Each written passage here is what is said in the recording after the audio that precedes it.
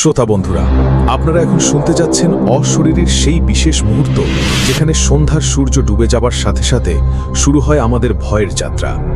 আজ শনিবার রাত ৯টা বাজে। এই সময় বাইরের অন্ধকার যেমন ঘন হতে থাকে, তেমনি একে একে খুলে যায় সেই সব দরজা যার অপর পাশে রয়েছে অজানা, অলৌকিক আর ভয়ঙ্কর সব সত্য ঘটনা। আজ আমি আপনাদের সামনে নিয়ে আসছি এপিসোড ৮৫-এর দুটি এমন ঘটনা যা শুনলে আপনার শরীরের লোম খাড়া হয়ে যাবে।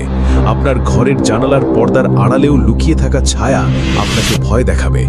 মনে রাখবেন, সন্ধ্যা ৭টা আর রাত ৯টা মানেই অশরীরীর ভয়ের আসর। আজকের প্রথম ঘটনাটি ঘটেছে বাংলাদেশের কুষ্টিয়া জেলায়, যেখানে ভুল মন্ত্র উচ্চারণের ফলে ৩ বন্ধু ডেকে এনেছিল এক অশরীরী শক্তি যা তাদের জীবনকে বদলে দিয়েছিল চিরতরে। আর দ্বিতীয় ঘটনাটি এসেছে ভারতের জলপাইগুড়ি জেলা থেকে, যেখানে একটি কলেজের সায়েন্স ল্যাবকে কেন্দ্র করে ঘটে গিয়েছিল এক ভয়ঙ্কর রহস্য যা আজও বৈজ্ঞানিক ব্যাখ্যার বাইরে। প্রতিটি ঘটনাই সাম্প্রতিক, প্রতিটি ঘটনাই সত্য, আর প্রতিটি ঘটনার সাক্ষী রয়েছেন একাধিক ব্যক্তি। তাহলে সময় নষ্ট না করে শুরু করা যাক। ঘটনা শুরুর আগে আপনাদের কাছে আমার ছোট্ট একটি অনুরোধ, যারা এখনও অশরীরীর পরিবারে যুক্ত হননি তারা প্লিজ সাবস্ক্রাইব বাটন ও পাশের বেল আইকন টিপে সকল নোটিফিকেশন অন করে নিন। আর যারা ইতোমধ্যে সাবস্ক্রাইব করেছেন তারা আজকের এপিসোডে রেটিং দিতে লাইক বাটনে ক্লিক করুন এবং কমেন্টে লিখুন আমি প্রস্তুত, যদি আপনি আজকের আতঙ্ক সহ্য করার সাহস রাখেন। কারণ আজকের ঘটনাগুলো শুধু গল্প নয়, এগুলো সেই সব ঘটনা যা ঘটেছে আমাদের কাছাকাছি কোথাও, হয়তো আপনার পাশের জেলায়, হয়তো আপনার জানা কোনো এলাকায়। তাহলে শুরু করা যাক। এপিসোড ৮৫, প্রথম ঘটনা। প্রথম ঘটনা, কুষ্টিয়ার অমাবস্যার রাতে ৩ বন্ধুর ভুল মন্ত্র, যে ডাক ডেকে এনেছিল মৃত্যুর দূত। প্রথম ঘটনাটি আমাদের পাঠিয়েছেন শাহরিয়ার হোসেন। শাহরিয়ার কুষ্টিয়া জেলার কুমারখালী উপজেলার একটি মফস্বল শহরের বাসিন্দা। শহরটির নাম আপনারা অনেকেই চেনেন, কুমারখালী। শাহরিয়ার পেশায় একজন কলেজ শিক্ষক। তিনি কুষ্টিয়া সরকারি কলেজে বাংলা বিভাগে পড়ান। কিন্তু তার চোখে দেখা সেই ভয়ঙ্কর রাতের ঘটনাগুলো আজও তাকে তাড়া করে বেড়ায়। আজও তিনি রাতে একা ঘুমাতে পারেন না। আজও তিনি অমাবস্যার রাত দেখলে আতঙ্কে কেঁপে ওঠেন। অসংখ্য ধন্যবাদ শাহরিয়ার হোসেনকে তার এই মর্মান্তিক সত্য ঘটনা আমাদের সাথে ভাগ করে নেওয়ার জন্য। ঘটনাটি শাহরিয়ারের ভাষায় বলছি, যেভাবে তিনি আমাকে ফোন করে সবিস্তারে বর্ণনা করেছেন সেভাবেই আপনাদের সামনে উপস্থাপন করছি। শাহরিয়ারের ভাষ্যমতে ঘটনার শুরুটা হয়েছিল ২০২৪ সালের ১৩ই সেপ্টেম্বর, যা ছিল অমাবস্যার রাত। সেই দিনটি ছিল শুক্রবার, রাত প্রায় ৮:৩০টার দিকে। শাহরিয়ার জানান তার ৩ জন বন্ধু ছিল ঘনিষ্ঠ। রাজু আহমেদ, বয়স ২২ বছর, সজল বিশ্বাস, বয়স ২১ বছর, আর ইমন খান, বয়স ২২ বছর। ৩ জন বন্ধুই ছিল কুষ্টিয়া সরকারি কলেজের শিক্ষার্থী। রাজু পড়ত রসায়ন বিভাগে, সজল পদার্থবিদ্যায়, আর ইমন ছিল গণিতের ছাত্র। ৩ বন্ধুই ছিল অত্যন্ত উৎসাহী, দুঃসাহসিক আর রহস্যবাদী। তাদের মধ্যে রাজু ছিল সবচেয়ে বেশি রহস্যবাদী। ওই সময়ে সোশ্যাল মিডিয়ায় আত্মা ডাকার বিভিন্ন ভিডিও ভাইরাল হচ্ছিল। রাজু সেগুলো দেখে বন্ধুদের বলতো, বন্ধুরা, আমরা কি একদিন আত্মা ডাকার চেষ্টা করব? সজল আর ইমন প্রথমে রাজি না হলেও রাজুর পীড়াপিড়িতে শেষ পর্যন্ত রাজি হয়ে যায়। শাহরিয়ার বলেন, ওই দিন বিকেলে রাজু বন্ধুদের জানায় আজ অমাবস্যা। অমাবস্যার রাতে আত্মা ডাকার সবচেয়ে ভালো সময়। তারা স্থির করে রাত ৯টার দিকে কুষ্টিয়া শহরের প্রান্তে অবস্থিত পুরনো একটি পরিত্যক্ত মন্দিরে যাবে। সেই মন্দিরটির নাম স্থানীয়রা বলে কালী মন্দির, কিন্তু মন্দিরটি বহু বছর আগে পরিত্যক্ত হয়ে গেছে।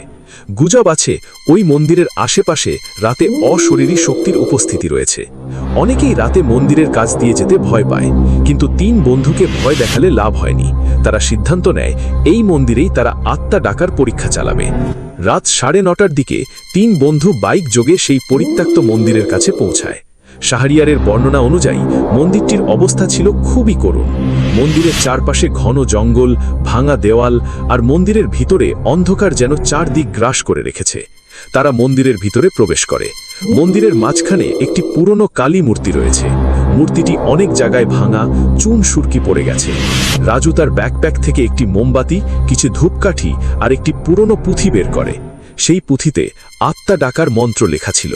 রাজু জানায় সে ইন্টারনেট থেকে এই মন্ত্র সংগ্রহ করেছে, কিন্তু সমস্যা হলো মন্ত্রটি তামিল ভাষায় লেখা, আর রাজু সেটা পুরোপুরি বুঝতে পারেনি। তবুও সাহসের বশে সে ঠিক করে মন্ত্রটি পড়বে। তারা তিনজন মন্দিরের মাঝখানে একটি ছোট্ট বৃত্ত তৈরি করে, মোমবাতি জ্বালায়, ধূপকাঠি ধোয়া তুলতে থাকে। রাজু পুঁথি খুলে মন্ত্র পড়া শুরু করে। প্রথম দিকে সব ঠিকঠাক চলছিল। রাজু অর্ধ তামিল উচ্চারণে মন্ত্র পড়ছে, সজল আর ইমন চুপচাপ বসে আছে। কিন্তু যখন রাজু মন্ত্রের শেষ লাইনে পৌঁছায়, হঠাৎ তার উচ্চারণে ভুল হয়ে যায়। সে মূল মন্ত্রের একটি শব্দের জায়গায় সম্পূর্ণ ভিন্ন একটি শব্দ উচ্চারণ করে বসে। সঙ্গে সঙ্গে কি ঘটল তা ভাষায় প্রকাশ করা কঠিন। শাহরিয়ারের ভাষায় সেই মাত্রাতিরিক্ত ভুল উচ্চারণের পর মন্দিরের সব মোমবাতি নিভে গেল একসাথে। তিন বন্ধু তখন সম্পূর্ণ অন্ধকারে ডুবে গেল। রাজু আবার মোমবাতি জ্বালানোর চেষ্টা করল, কিন্তু মোমবাতি জ্বলছিল না। সজল তার মোবাইলের টর্চ অন করল। মোবাইলের আলোয় তারা দেখতে পেল মন্দিরের দেওয়ালে হঠাৎ করে কিছু লাল রঙের চিহ্ন ফুটে উঠেছে, যা আগে ছিল না। সেই চিহ্নগুলো দেখতে সংস্কৃত অক্ষরের মতো, কিন্তু উল্টো দিকে লেখা। তখনই শুরু হলো প্রথম ভয়ঙ্কর ঘটনা। ইমন হঠাৎ করে জোরে চিৎকার করে বলে উঠল, কি ব্যাপার, আমার পা নড়ছে না। সজল আর রাজু দেখল ইমনের পা যেন মন্দিরের মেঝেতে আটকে গেছে, কিন্তু মেঝেতে কোনো আঠালো কিছু নেই, মেঝে শুকনো। তবুও ইমন তার পা নড়াতে পারছিল না। রাজু সাহস করে ইমনের পায়ের কাছে গিয়ে দেখল ইমনের পায়ের চারপাশে যেন একটা কালো ছায়া জড়িয়ে আছে, যেটা ধীরে ধীরে ইমনের পা টেনে নিচ্ছে মাটির ভিতরে। রাজু সেখান থেকে সরে আসে। এরপর ঘটতে থাকে একের পর এক অঘটন। সজলের মোবাইলের ব্যাটারি পুরো থাকা সত্ত্বেও ফোনটি হঠাৎ বন্ধ হয়ে যায়। তারা সম্পূর্ণ অন্ধকারে নিমজ্জিত হয়। কিছুক্ষণ পর তারা শুনতে পায় মন্দিরের বাইরে থেকে এক অদ্ভুত আওয়াজ, যেন কেউ হাঁটছে, কিন্তু পায়ের শব্দ নয়, বরং শিকল টানা টানার মতো আওয়াজ। সেই আওয়াজ ক্রমশ কাছে আসতে থাকে। তারা ভয়ে জড়সড় হয়ে একে অপরকে জড়িয়ে ধরে বসে থাকে। শাহরিয়ার বলে, রাজু পরে তাকে জানিয়েছে সেই মুহূর্তে তারা তিনজনেই অনুভব করেছিল যেন মন্দিরের তাপমাত্রা হঠাৎ করে অনেক কমে গেছে। গ্রীষ্মের রাতে তারা কাঁপতে শুরু করে। ইমন তখন কাঁদতে কাঁদতে বলছিল, আমি মরব, আমি মরব, আমরা ভুল মন্ত্র পড়ে ফেলেছি। সজল আর রাজু তাকে সাহস দেওয়ার চেষ্টা করলেও তাদের নিজেদের অবস্থা আরও খারাপ ছিল। তখনই ঘটল সবচেয়ে ভয়ঙ্কর ব্যাপার। মন্দিরের পুরনো কালী মূর্তিটির চোখ থেকে রক্ত ঝরতে শুরু করল। প্রথমে ফোঁটা ফোঁটা, তারপর ধারায়। সেই রক্ত গড়িয়ে পড়ল মূর্তির গায়ে, মন্দিরের মেঝেতে। মাত্র কয়েক সেকেন্ডের মধ্যে পুরো মন্দিরের মেঝে রক্তে ভিজে গেল। রাজু তখন আর থামতে পারেনি। সে মন্দিরের সামনে গিয়ে হাত জোড় করে বলতে লাগলো, মাফ করে দাও, মাফ করে দাও, আমরা আর কখনো এরকম করব না। কিন্তু মূর্তিটি তখন সাড়া দিল না, সাড়া দিল না, বরং মূর্তিটি কাঁপতে শুরু করল। পুরনো পাথরের মূর্তিটি প্রকম্পিত হতে লাগলো, যেন ভূমিকম্প হচ্ছে। মন্দিরের দেওয়াল থেকে পাথর খসে পড়তে লাগলো। তিন বন্ধু প্রাণ বাঁচাতে দৌড় দেওয়ার চেষ্টা করলো, কিন্তু মন্দিরের দরজা তখন আপনা আপনি বন্ধ হয়ে গেল। কিভাবে যে দরজা খুলে গেল তারা কেউ জানে না। তারা দৌড়ে বাইকে করে শহরে ফিরে আসে, কিন্তু তারা ফিরলেও তারা আগের মতো আর কখনো ফিরে আসতে পারেনি। সজলের অবস্থা তখন থেকেই অদ্ভুত হতে থাকে। সে রাতে ঘুমাতে গেলে স্বপ্ন দেখে যেন কালো ছায়া তাকে ডেকে নিয়ে যাচ্ছে মন্দিরের দিকে। সে জেগে উঠে দেখে তার শরীরে আঁচড়ের দাগ, যেন কেউ নখ দিয়ে আঁচড় দিয়েছে। আর সবচেয়ে ভয়ঙ্কর হলো সজলের কথা বলার ধরন বদলে গেল। সে মাঝে মাঝে সেই বুড়ো মহিলার কণ্ঠেই কথা বলতো, আর তখন তার চোখ দুটি লাল হয়ে যেত। রাজু আর ইমন সজলকে নিয়ে যায় কুষ্টিয়া সদর হাসপাতালে। ডাক্তাররা পরীক্ষা করে কিছুই পেলেন না। তারা বলেন সজল মানসিক রোগে ভুগছে, তাকে সাইকিয়াট্রিস্ট দেখাতে হবে।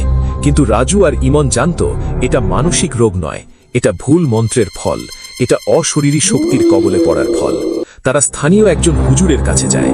হুজুর তাদের বলেন এই অশরীরী শক্তি তাড়ানোর জন্য বিশেষ কিছু আমল করতে হবে। হুজুর তাদের 7 দিন সকাল বিকেল দোয়া পড়তে এবং মন্দিরে গিয়ে ক্ষমা চাইতে বলেন। কিন্তু যখন রাজু আবার সেই মন্দিরে যায়, সে দেখতে পায় মন্দিরের দরজা আবার বন্ধ, আর দরজায় লেখা রয়েছে, আমি এসেছি, আমি কখনো যাইনি। এই ঘটনার মাত্র 1 সপ্তাহ পর 2024 সালের 20 সেপ্টেম্বর ঘটে যায় এক মর্মান্তিক মৃত্যু। সজল বিশ্বাস সেই রাতে তার ঘর থেকে নিখোঁজ হয়ে যায়। তার বাবা মা সকালে ঘুম থেকে উঠে দেখেন সজলের বিছানা খালি, ঘরের জানালা খোলা, আর জানালার নিচে পড়ে আছে সজলের একটি চটি জুতা। তারা সবাই খুঁজতে থাকে, গ্রামের লোকজন, পুলিশ সবাই খুঁজতে থাকে। 3 দিন পর কুষ্টিয়ার সেই পুরনো কালী মন্দিরের ভেতর থেকে সজলের মরদেহ উদ্ধার করা হয়। কিভাবে সজল সেখানে গেল কেউ জানে না, কারণ মন্দিরের দরজা বাইরে থেকে বন্ধ ছিল। আর মরদেহের অবস্থা দেখে সবাই আতঙ্কিত হয়ে যায়। সজলের শরীরে কোনো আঘাতের চিহ্ন ছিল না, কিন্তু তার মুখ কেঁচে গিয়েছিল ভয়ের এমন একটি ভঙ্গিতে যে দেখে সবার লোম খাড়া হয়ে যেত। তার চোখ দুটি খোলা ছিল, যেন মৃত্যুর আগে সে কোনো ভয়ঙ্কর দৃশ্য দেখেছে।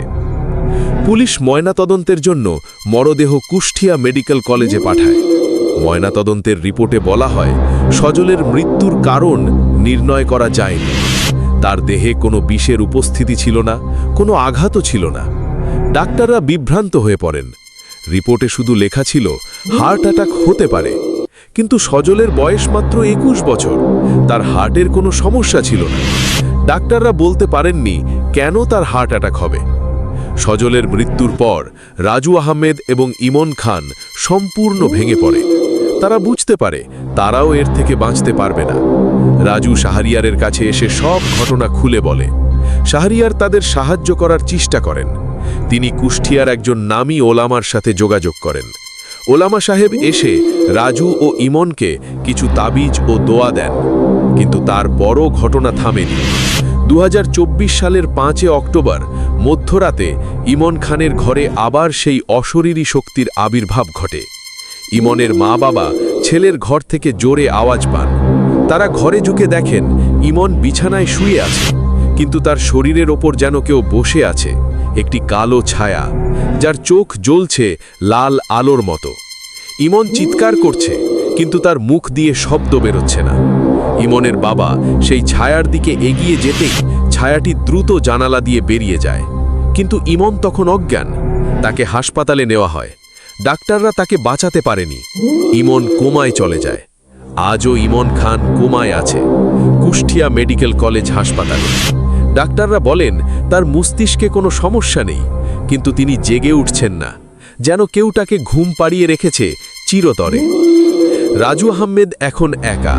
তার বন্ধু সজল মারা গেছে, ইমন কোমায়। রাজু জানে তার পালা আসন্ন। সে শাহরিয়ারের কাছে এসে বলে, আমি ভুল করেছিলাম, আমি ওই মন্ত্রটা পড়তে যাইনি, আমি আমার বন্ধুদের হারিয়েছি, এখন আমি জানি আমিও বাঁচব না। শাহরিয়ার রাজুকে পাগলের মতো সান্ত্বনা দেন। তিনি রাজুকে নিয়ে যান ওলামার কাছে। ওলামা রাজুকে বলেন তাকে একা থাকতে হবে 41 দিন, প্রতিদিন সকাল বিকাল ধর্মীয় বিধি অনুসরণ করতে হবে। রাজু তাই করছে। 2025 সালের 25 এপ্রিল এই ঘটনা লেখার সময় রাজু এখনও বেঁচে আছে, কিন্তু সে দিন-রাত ভয়ে থাকে। সে রাতে ঘুমাতে পারে না। সে বলে প্রতি রাতেই সে স্বপ্ন দেখে, সেই কালো ছায়া তাকে ডাকছে, বলছে, এসো, আসো আমার কাছে, তোমার জন্য আমি অপেক্ষা করছি, তুমি আমাকে জাগিয়েছ, এখন তোমাকে আসতেই হবে। শাহরিয়ার হোসেন বলেন, এই ঘটনার পর থেকে কুষ্টিয়ার সেই পরিত্যক্ত কালী মন্দিরটিকে আর কেউ কাছে ঘেঁষে না। রাতের বেলা মন্দিরের আশেপাশে কেউ যায় না। যারা যায় তারা বলে তারা মন্দিরের ভেতর থেকে আওয়াজ শোনে, চিৎকার, কান্না, আর কখনো বা ভয়ঙ্কর হাসি। স্থানীয় প্রশাসন মন্দিরটির চারপাশে সীমানা তৈরি করে দিয়েছে, কিন্তু কেউ রাতে সেখানে যায় না, যায়নি। শাহরিয়ারের শেষ কথাগুলো আমার মনে গেঁথে গেছে। তিনি বলেছেন, আমি একজন শিক্ষক, আমি বিজ্ঞানে বিশ্বাস করি, কিন্তু এই ঘটনা আমাকে শিখিয়েছে বিজ্ঞানের বাইরেও কিছু জিনিস আছে। ভুল মন্ত্র, অমাবস্যার রাত, আত্মা ডাকা, এসব ব্যাপার নিয়ে খেলা উচিত নয়। একবার ভুল হয়ে গেলে সেটার প্রায়শ্চিত্ত করতে গিয়ে জীবন দিতে হতে পারে। আজ আমি বলি, কখনো আত্মা ডাকার চেষ্টা করবেন না, কারণ আপনি জানেন না আপনার ডাকে কে সাড়া দেবে। এই ছিল আজকের প্রথম ঘটনা। সন্ধ্যা 7টা এবং রাত 9টা মানেই অশরীরীর ভয়ের আসর, যেখানে বাস্তব আর কল্পনার সীমানা মিলিয়ে যায় অন্ধকারের মতো অস্পষ্ট হয়ে। এখন দ্বিতীয় ঘটনার জন্য প্রস্তুত হন। এবার আমরা পাড়ি দেব ভারতের জলপাইগুড়ি জেলায়, যেখানে একটি কলেজের সায়েন্স ল্যাবকে কেন্দ্র করে ঘটে যায় এক ভয়ঙ্কর রহস্য, যা বিজ্ঞানকেও হার মানিয়েছে। দ্বিতীয় ঘটনাটি আমাদের পাঠিয়েছেন অনির্বাণ চক্রবর্তী। অনির্বাণ ভারতের পশ্চিমবঙ্গ রাজ্যের জলপাইগুড়ি জেলার বাসিন্দা। তিনি জলপাইগুড়ি সরকারি কলেজের প্রাক্তন ছাত্র, বর্তমানে কলকাতা বিশ্ববিদ্যালয়ে গবেষক। 2024 সালের নভেম্বর-ডিসেম্বর মাসে ঘটে যাওয়া একটি ঘটনা তাকে আজও তাড়িয়ে বেড়াচ্ছে। আজও তিনি তার ছাত্রজীবনের সেই কলেজের ল্যাবের নাম শুনলে আতঙ্কে কেঁপে ওঠেন। অসংখ্য ধন্যবাদ অনির্বাণ চক্রবর্তীকে এই ভয়ঙ্কর সত্য আমাদের সামনে তুলে ধরার জন্য। ঘটনাটি অনির্বাণের ভাষায় বলছি, যেভাবে তিনি নিজের চোখে দেখেছেন এবং নিজের চামড়ায় টের পেয়েছেন, সেই অভিজ্ঞতা আপনাদের সামনে উপস্থাপন করছি। অনির্বাণ জানান, জলপাইগুড়ি সরকারি কলেজ পশ্চিমবঙ্গের একটি পুরনো এবং স্বনামধন্য শিক্ষা প্রতিষ্ঠান। কলেজটি 1847 সালে প্রতিষ্ঠিত হয়। কলেজের সায়েন্স ল্যাবটি কলেজের মূল ভবনের 3 তলায়। ল্যাবটি খুব বড় নয়, কিন্তু সেখানে রসায়ন, পদার্থবিদ্যা এবং জীববিজ্ঞানের যাবতীয় পরীক্ষা নিরীক্ষার ব্যবস্থা রয়েছে। অনির্বাণ পড়ত রসায়ন নিয়ে। তার সিনিয়র ও জুনিয়র অনেক বন্ধু ছিল। 2024 সালের নভেম্বর মাসে, ঠিক শীতের শুরুতে, কলেজের সায়েন্স ল্যাব নিয়ে অদ্ভুত সব গুজব ছড়াতে শুরু করে। অনির্বাণ বলেন, প্রথম দিকে কেউ সেসব গুজব গুরুত্ব দেয়নি। গুজব ছিল যে রাতের দিকে ল্যাবে অদ্ভুত সব আওয়াজ শোনা যায়, যেন কেউ টেস্ট টিউব নিয়ে কাজ করছে, যেন কেউ মাইক্রোস্কোপ চালাচ্ছে, যেন কেউ সাদা কোট পরে ঘুরছে। কিন্তু ল্যাবে তখন কেউ থাকে না, কারণ কলেজ বন্ধ থাকে রাত 8টার পর। প্রথমে ছাত্ররা এসব নিয়ে মজা করত। তারা বলতো, ওটা নিশ্চয়ই কোনো প্রফেসর ভুলে ল্যাবের চাবি রেখে এসেছেন, রাতে এসে কাজ করছেন। কিন্তু ঘটনার সত্যতা জানতে পারে অনির্বাণ যখন সে নিজেই একটি ঘটনার সাক্ষী হয়। 2024 সালের 15ই নভেম্বর রাত প্রায় 8:30টায় অনির্বাণ তার কিছু বন্ধুকে নিয়ে কলেজের বার্ষিক সাংস্কৃতিক অনুষ্ঠানের প্রস্তুতি নিচ্ছিল। অনুষ্ঠানটি উপলক্ষে কলেজ খোলা ছিল কিছুটা বেশি সময়। অনির্বাণ তার বন্ধু সৌরভ ও পৃথ্বীর সাথে যখন কলেজের 3 তলার সিঁড়ি দিয়ে উঠছিল, হঠাৎ তাদের চোখে পড়ে সায়েন্স ল্যাবে আলো জ্বলছে। বিষয়টি তাদের কাছে অদ্ভুত লাগে, কারণ রাত 8টায় কলেজের প্রধান গেট বন্ধ হয়ে যায় এবং সবাই কলেজ ছেড়ে চলে যায়। তাহলে কে ল্যাবে আলো জ্বালিয়েছে? অনির্বাণ ও তার বন্ধুরা ল্যাবের দরজার কাছে যায়। দরজা ভিতর থেকে বন্ধ ছিল, কিন্তু দরজার গ্লাস প্যানেল দিয়ে তারা দেখতে পেল ল্যাবের ভিতর একজন ব্যক্তি আছেন। সাদা ল্যাব কোট পরা, গম্ভীর মুখ, বয়স প্রায় 50-এর কোটিতে। সেই ব্যক্তি মাইক্রোস্কোপে কিছু দেখছেন, কখনো কখনো নোটবুক টানাটানি করছেন। অনির্বাণ ও তার বন্ধুরা ভাবলেন উনি কেউ প্রফেসর হবেন, নিশ্চয়ই ভুলে রাতে কাজ করে যাচ্ছেন। তারা দরজায় টোকা দিলেও সাড়া পেলেন না। তারা পেছনে ফিরে আসলেন। কিন্তু পরের দিন অনির্বাণ কলেজের রসায়নের প্রধান শিক্ষক ডক্টর বিশ্বজিৎ সেনগুপ্তকে প্রশ্ন করলেন, গতরাতে কে ল্যাবে কাজ করছিল? ডক্টর সেনগুপ্ত অবাক হয়ে যান। তিনি বলেন, গতরাতে ল্যাবের চাবি তার কাছেই ছিল। তিনি রাত 7টায় ল্যাব তালা দিয়ে বাড়ি চলে যান। তিনি অনির্বাণকে ল্যাবের দরজার চাবি দেখিয়ে দেন। অনির্বাণ তো অবাক। তাহলে গতরাতে ল্যাবের ভিতর কে ছিল? কে আলো জ্বালিয়েছিল? কিভাবে ভিতরে কে ঢুকে গেল ল্যাবের দরজা তালা বন্ধ থাকা সত্ত্বেও? অনির্বাণ ও তার বন্ধুরা সিদ্ধান্ত নেয় তারা আরও গভীরভাবে তদন্ত করবে। তারা কলেজের পুরনো রেকর্ড ঘাঁটতে শুরু করে। পুরনো রেকর্ড থেকে তারা এক ভয়ঙ্কর সত্য উদ্ধার করে। জানতে পারে প্রায় 30 বছর আগে 1994 সালের দিকে এই কলেজের সায়েন্স ল্যাবে রাতের বেলায় নাকি এক ভয়ঙ্কর দুর্ঘটনা ঘটেছিল। সেই সময়ের একটি প্রফেসর, যার নাম ডক্টর সুনীল ভট্টাচার্য, তিনি রাত জেগে গবেষণা করতেন। একলাতে ল্যাবে এক ভয়ঙ্কর রাসায়নিক বিস্ফোরণ ঘটে। বিস্ফোরণ এতটাই তীব্র ছিল যে ল্যাবের কিছু অংশ ধ্বংস হয়ে যায়। ডক্টর সুনীল ভট্টাচার্য বিস্ফোরণে গুরুতর আহত হন এবং রাসায়নিক ধোঁয়ায় তার মৃত্যু হয়। কিন্তু তার মরদেহ কখনো উদ্ধার করা যায়নি, কারণ বিস্ফোরণে তার শরীর সম্পূর্ণ ধ্বংস হয়ে গিয়েছিল। কলেজ কর্তৃপক্ষ সে সময় ঘটনা চাপা দেওয়ার চেষ্টা করে, শুধু বলা হয় দুর্ঘটনা হয়েছে। কিন্তু 30 বছর পর অনির্বাণ সেই সত্য উদ্ধার করে। অনির্বাণ বুঝতে পারে তারা যাকে দেখেছেন সাদা ল্যাবকোট পরিহিত লোকটি, তিনি আর কেউ নন, তিনি ডক্টর সুনীল ভট্টাচার্যের আত্মা। কিন্তু প্রশ্ন হলো, কেন তিনি ফিরে আসছেন? কেন তিনি রাতের বেলায় ল্যাবে আসছেন? অনির্বাণ ও তার বন্ধুরা সিদ্ধান্ত নেয় তারা ল্যাবের রাতের কার্যকলাপ নজরদারি করবে। তারা ল্যাবের বাইরে একটি মোবাইল ফোন রেখে যায় রেকর্ডিং করার জন্য। পরদিন সকালে তারা সেই ফোন উদ্ধার করে। রেকর্ডিং শুনে তাদের সব লোম খাড়া হয়ে যায়। রেকর্ডিংয়ে তারা শুনে রাত 1টা থেকে ভোর 4টে পর্যন্ত ল্যাবের ভেতর থেকে অসংখ্য আওয়াজ, যেন অনেক মানুষ একসঙ্গে কথা বলছে, যেন খুব কাঁদছে, যেন কেউ চিৎকার করছে, যেন কেউ পরীক্ষার টিউব ভাঙছে, যেন কেউ মাইক্রোস্কোপ ফেলে দিচ্ছে। আর সবচেয়ে ভয়ঙ্কর হলো রেকর্ডিংয়ের মাঝামাঝি সময় তারা পরিষ্কার একটি কণ্ঠ শোনে, আমার পরীক্ষা শেষ হয়নি, আমার গবেষণা শেষ হয়নি, আমি যাব না, আমি যাব না। অনির্বাণ এই রেকর্ডিং কলেজ কর্তৃপক্ষের কাছে নিয়ে যায়। কর্তৃপক্ষ প্রথমে বিশ্বাস করতে চায়নি, কিন্তু যখন তারা রেকর্ডিং শোনে তখন তারা চুপ করে যায়। তারা কলেজের প্রিন্সিপাল ডক্টর অরুণিমা সেনকে ডেকে পাঠান। ডক্টর সেন ঘটনাটি গুরুত্ব সহকারে নিয়ে একটি বিশেষ কমিটি গঠন করেন। কমিটির সদস্যরা ল্যাব পরিদর্শন করতে আসেন। তারা ল্যাবে এসে দেখেন ল্যাবের মেঝেতে কিছু অদ্ভুত চিহ্ন রয়েছে, যেন কেউ পানি দিয়ে আঁকা অক্ষর। কিন্তু পানি তো শুকিয়ে যাওয়ার কথা, কিন্তু সেগুলো সেভাবেই রয়েছে। সেই চিহ্নগুলো দেখতে পুরনো বাংলা হরফের মতো। কমিটির একজন সদস্য, যিনি পুরনো বাংলা লিপি পড়তে জানেন, তিনি সেই অক্ষরগুলো পড়ে ফ্যাকাশে হয়ে যান। সেখানে লেখা ছিল, আমার কাজ বাকি আছে, আমি ফিরব, আমি ফিরব।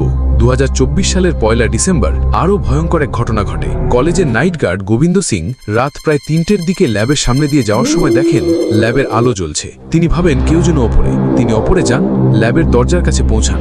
দরজা বাইরে থেকে তালা বন্ধ, কিন্তু ভেতর থেকে লাইট জ্বলছে। তিনি দরজার গ্লাস প্যানেল দিয়ে তাকিয়ে দেখেন ভেতরে একজন ব্যক্তি সাদা কোট পরে বসে আছে, তার সামনে কয়েকটি টেস্ট টিউব। গোবিন্দ দরজায় টোকা দেন, কেউ সাড়া দেন না। গোবিন্দ সাহস করে ডক্টর বিশ্বজিৎ সেনগুপ্তকে ফোন করেন। ডক্টর সেনগুপ্ত এসে দেখেন, তিনিও অবাক। তিনি ল্যাবের দ্বিতীয় চাবি দিয়ে দরজা খোলেন, কিন্তু ভেতরে কেউ নেই। শুধু টেবিলের ওপর কিছু টেস্ট টিউব সাজানো, আর মাইক্রোস্কোপ অন। আর মাইক্রোস্কোপের নিচে রাখা স্লাইডে কি যেন দেখা যাচ্ছে। ডক্টর সেনগুপ্ত নিজে মাইক্রোস্কোপে তাকিয়ে দেখেন স্লাইডে লেখা সুনীল ভট্টাচার্য 1994। এই আবিষ্কারের পর থেকে কলেজ কর্তৃপক্ষ ল্যাব বন্ধ করে দেওয়ার সিদ্ধান্ত নেয়। কিন্তু ততদিনে ঘটনা ছড়িয়ে পড়েছে কলেজের প্রতিটি ছাত্র শিক্ষকের মুখে মুখে। অনেক ছাত্র রিপোর্ট করে তারা রাতের বেলা কলেজের চত্বরের ল্যাবের জানালা দিয়ে একটি ছায়া দেখতে পায়, যেটি হাঁটছে, যেটি ল্যাবের ভেতরে ঢুকছে। কারো কারো দাবি তারা সেই ছায়ার মাঝে ডক্টর সুনীল ভট্টাচার্যের মুখ দেখতে পেয়েছে, যার ছবি এখনও কলেজের পুরনো রেকর্ড রুমে রাখা আছে। অনির্বাণ চক্রবর্তী এই ঘটনার সত্যতা যাচাই করতে গিয়ে আরও কিছু তথ্য উদ্ধার করে। জানতে পারে 1994 সালে ডক্টর সুনীল ভট্টাচার্য এক অদ্ভুত গবেষণায় লিপ্ত ছিলেন। তিনি এমন এক ধরনের রাসায়নিক মিশ্রণ তৈরি করতে চাইতেন যা মানুষের আত্মাকে শারীরিক রূপ দিতে পারে। তার গবেষণার বিষয় ছিল স্পিরিচুয়াল কেমিস্ট্রি বা আত্মার রসায়ন। কলেজের পুরনো রেজিস্টার থেকে অনির্বাণ জানতে পারে ডক্টর ভট্টাচার্যের গবেষণা নিয়ে কলেজের অনেক শিক্ষক দ্বিধাগ্রস্ত ছিলেন। তারা মনে করতেন এই গবেষণা বিজ্ঞান না, বরং এটি কালো জাদুর মতো। কিন্তু ডক্টর ভট্টাচার্য কাউকে পাত্তা দিতেন না। শেষ পর্যন্ত সেই বিস্ফোরণ ঘটে এবং তিনি মারা যান। কিন্তু তিনি মারা গেলেও তার গবেষণা অসম্পূর্ণ রয়ে যায়। এখন পহজে সেই অসমাপ্ত গবেষণার তাড়নায় তাকে আবার ফিরিয়ে এনেছে তার ল্যাবে সাদা ল্যাব কোট পরে, তার টেস্ট টিউব নিয়ে, তার মাইক্রোস্কোপ নিয়ে। 2024 সালের 15 ডিসেম্বর অনির্বাণ নিজে আরো ভয়ঙ্কর কিছু প্রত্যক্ষ করে। সে রাতে কলেজের কম্পিউটার ল্যাবে কিছু কাজ বাকি ছিল, তাই সে রাত 10:30 পর্যন্ত কলেজে থাকে। যখন সে সায়েন্স ল্যাবের পাশ দিয়ে যাচ্ছিল, হঠাৎ সে দেখতে পায় ল্যাবের দরজা খোলা, ভেতরে আলো জ্বলছে। সে সাহস করে ভেতরে গিয়ে দেখে ভেতরে কেউ নেই, কিন্তু সব সরঞ্জাম যেন সচল। মাইক্রোস্কোপে আলো জ্বলছে, কয়েকটি টেস্ট টিউব ফুটছে, যেন কেউ পরীক্ষা চালাচ্ছে। অনির্বাণ পেছন ফিরে যাওয়ার সময় দেখতে পায় দেওয়ালে একটি লেখা উজ্জ্বল হচ্ছে, আমার সাহায্য দরকার, আমার গবেষণা শেষ করে দাও। অনির্বাণ সেখান থেকে দৌড়ে বেরিয়ে আসে, কিন্তু তার মনে সেই লেখাটি গেঁথে যায়। অনির্বাণ পরবর্তীকালে কলেজের কয়েকজন পুরনো শিক্ষকের সাথে যোগাযোগ করে। একজন অবসরপ্রাপ্ত শিক্ষক, যিনি নাম প্রকাশে অনিচ্ছুক, তিনি অনির্বাণকে বলেন ডক্টর সুনীল ভট্টাচার্য আসলে খুব প্রতিভাবান ছিলেন। তিনি একসময় ইউরোপ থেকে ফিরেছিলেন। সেখানে তিনি কিছু অদ্ভুত কেমিস্ট্রি শিখেছিলেন। ফিরে তিনি এখানে ল্যাবে সেই কেমিস্ট্রি নিয়ে কাজ শুরু করেন। তার কাজ ছিল মৃত মানুষের আত্মাকে ফিরিয়ে আনা। সেটা শুনে অনির্বাণের মাথা ঘুরিয়ে যায়। অর্থাৎ ডক্টর সুনীল ভট্টাচার্য গবেষণা করছিলেন কিভাবে মৃত মানুষকে বাঁচানো যায়, কিভাবে আত্মাকে শারীরিক রূপ দেওয়া যায়। সেই গবেষণা করতে গিয়ে তিনি মৃত্যুবরণ করেন। কিন্তু তার অসমাপ্ত কাজের তাগিদে, তার অপরিপূর্ণ ইচ্ছার টানে তার আত্মা ফিরে এসেছে। বারবার ফিরে আসছে সেই ল্যাবে সাদা ল্যাব কোট পরে, তার টেস্ট টিউব নিয়ে, তার মাইক্রোস্কোপ নিয়ে। এই ঘটনার এক সপ্তাহের মধ্যে কলেজের নাইট গার্ড গোবিন্দ সিং পদত্যাগ করে। সে বলে ওই ল্যাবের সামনে দিয়ে রাতে যেতে পারে না। সে দেখেছে এক সন্ধ্যায় সে ল্যাবের জানালার পাশে দাঁড়িয়ে থাকা একটি ছায়া, যার হাতে টেস্ট টিউব, যার চোখ থেকে জল ঝরছে। গোবিন্দ বলেন সেই ছায়া ফিসফিস করে বলেছে, আমাকে বাঁচাও, আমার গবেষণা শেষ করো। গোবিন্দ ভয়ে চিৎকার করে পালিয়ে যায়। 2025 সালের জানুয়ারি মাসে কলেজ কর্তৃপক্ষ সিদ্ধান্ত নেয় এই ল্যাবটি আর ব্যবহার করা হবে না। তারা ল্যাবের দরজা এবং জানালা স্থায়ীভাবে বন্ধ করে দেয় এবং একটি নোটিশ লাগিয়ে দেয়, প্রবেশ নিষেধ, বিপজ্জনক এলাকা। কিন্তু যে কেউ রাতে কলেজ চত্বরে অবস্থান করে তারা এখনো দেখতে পায় ওই ল্যাবের আলো জ্বলছে।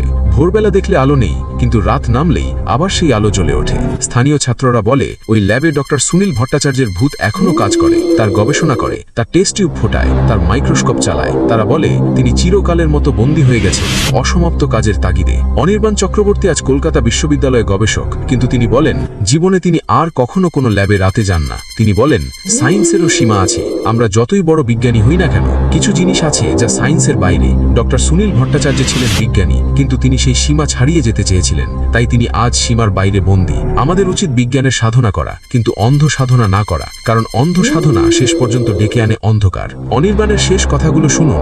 আমি দেখেছি সেই ছায়া, আমি শুনেছি তার ফিসফিসানি, আমি জানি সেটা শুধু গল্প নয়, সেটা বাস্তব। ডক্টর সুনীল ভট্টাচার্য আজও ল্যাবে বসে আছে, তার পরীক্ষা চালিয়ে যাচ্ছে। কবে যে তার পরীক্ষা শেষ হবে, কবে তিনি শান্তি পাবেন কেউ জানে না। হয়তো কখনো শেষ হবে না, হয়তো সে চিরকাল ল্যাবেই কাটিয়ে দেবে, সাদা কোট পরে, টেস্ট টিউব। তাই বলি ল্যাবে রাতের বেলা যেও না, কারণ তুমি জানো না সেখানে সায়েন্সের পাশাপাশি আর কি কি আছে। এই ছিল আজকের দ্বিতীয় ঘটনা। সন্ধ্যা 7টা এবং রাত 9টা মানেই অশিরিলের ভয়ের আসর। কুষ্টিয়ার সেই অমাবস্যার রাত্রির ভুল মন্ত্র, যার ভয়াবহতা আজও সেখানে কাঁপিয়ে দেয় মানুষকে। আর জলপাইগুড়ির সেই কলেজ ল্যাব, যেখানে ডক্টর সুনীল ভট্টাচার্যের আত্মা আজও তার অসমাপ্ত গবেষণা শেষ করে চলেছে। এই ঘটনাগুলো আমাদের শিক্ষা দেয় পৃথিবীতে সবকিছু সায়েন্স দিয়ে ব্যাখ্যা করা যায় না। কিছু দরজা একবার খুলে গেলে সেগুলো আর বন্ধ হয় না, আর কিছু মন্ত্র একবার ভুল উচ্চারণ করলে তার পরিণতি মৃত্যুও হতে পারে। শ্রোতা বন্ধুরা, আজকের এপিসোড 85 দুইটি ঘটনা আমরা শেষ করলাম। কুষ্টিয়া জেলার সেই ভয়ঙ্কর অমাবস্যার রাত্রি, যেখানে 3 বন্ধুর ভুল মন্ত্র ডেকে এনেছিল মৃত্যুর দূত। এক বন্ধু আজ মৃত, এক বন্ধু কোমায়, আর এক বন্ধু ভয়ে দিনাতিপাত করছে। আর জলপাইগুড়ির সেই কলেজ ল্যাব, যেখানে সাদা ল্যাবকোট পরিহিত এক প্রাধ্যাপকের আত্মা আজও তার অসমাপ্ত গবেষণার টানে বারবার ফিরে আসে। সেই ল্যাবে আলো জ্বালায়, মাইক্রোস্কোপ চালায়, টেস্ট টিউব ফোটায়, যেন মৃত্যু নেই তার, যেন সময় থেমে আছে শুধু তার জন্য। আপনারা কেউ যদি এমন কোনো অভিজ্ঞতার শিকার হয়ে থাকেন যা বিশ্বাস করতেও কষ্ট হয়, তা আমাদের সাথে শেয়ার করতে পারেন। আমাদের ইমেল অ্যাড্রেস হলো osiririofficial@gmail.com। আপনার নাম এবং পরিচয় গোপন রাখার প্রতিশ্রুতি দিচ্ছি। আমরা শুধু আপনার ঘটনাটি আমাদের এপিসোডে তুলে ধরব অশিরিরি পরিবারের সামনে। আজকের এপিসোডটি কেমন লাগলো কমেন্ট বক্সে জানাতে ভুলবেন না। লাইক দিন, শেয়ার করুন, আর যারা এখনো সাবস্ক্রাইব করেননি তারা প্লিজ সাবস্ক্রাইব করুন, কারণ সন্ধ্যা 7টা এবং রাত 9টা মানেই অশিরিরের ভয়ের আসর। এই আসর থেকে বেরিয়ে আসার পথ নেই। যতক্ষণ অন্ধকার থাকবে ততক্ষণ ঘটনা চলবে, যতক্ষণ ভয় থাকবে ততক্ষণ অশিরিরি থাকবে। আগামী নতুন এপিসোডে নতুন ভয়ঙ্কর সত্য ঘটনা নিয়ে হাজির হব। ততক্ষণ পর্যন্ত ভালো থাকুন, সুস্থ থাকুন, সুন্দর থাকুন, নিরাপদে থাকুন। রাতে একা বাইরে বেরোবেন না, বিশেষ করে সন্ধ্যা 7টার পর। আর রাত 9টার পর তো একেবারেই নয়, কারণ এই সময়গুলো শুধু আমাদের নয়, এই সময়গুলো অশিরিরিরও। আর অশিরিরিদের থেকে দূরে থাকাই বুদ্ধিমানের কাজ। শুভরাত্রি, আল্লাহ হাফেজ।